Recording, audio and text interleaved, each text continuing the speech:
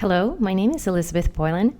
I'm an artist and designer. I'm also studying architecture with the Royal Architecture Institute of Canada.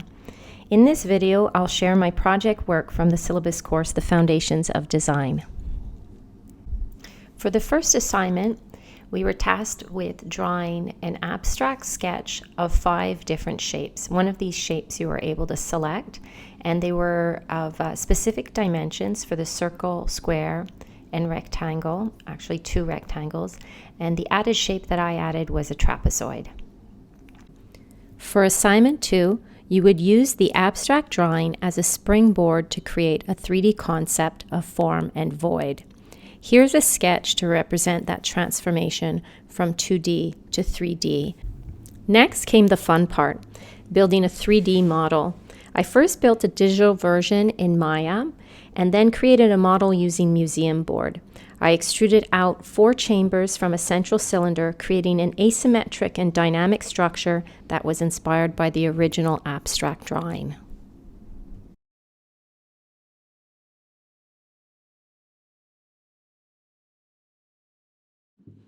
In the next assignment, we were told to rebuild the model, this time altering the ground plane and correcting for anything that needed to accommodate those changes in the height of the ground plane's topography.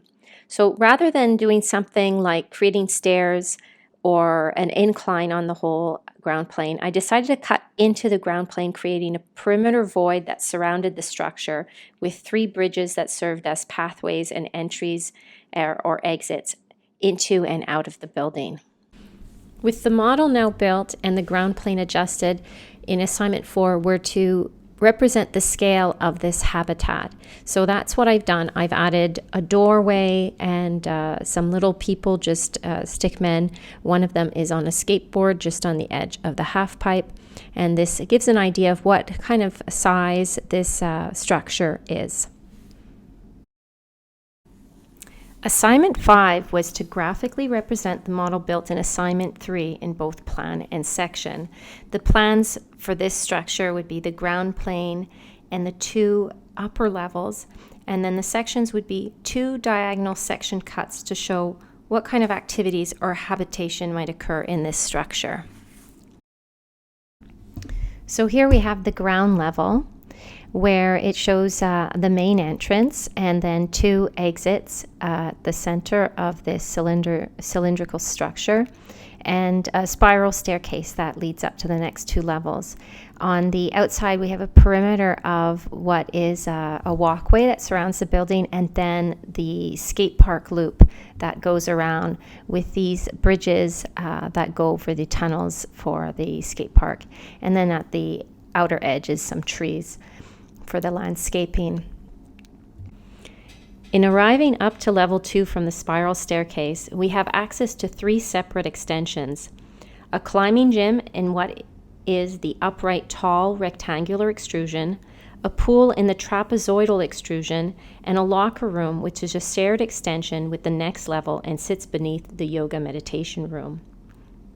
Then going up to level 3, there's natural light from the rooftop and access to both the yoga and spin chambers.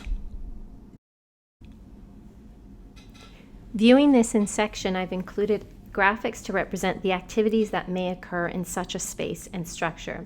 You can see the wall of the climbing gym on the left, the skateboarders that may do half pipes along the loop around the building, and then the swimmer who might do a tumble turn against the window of the pool.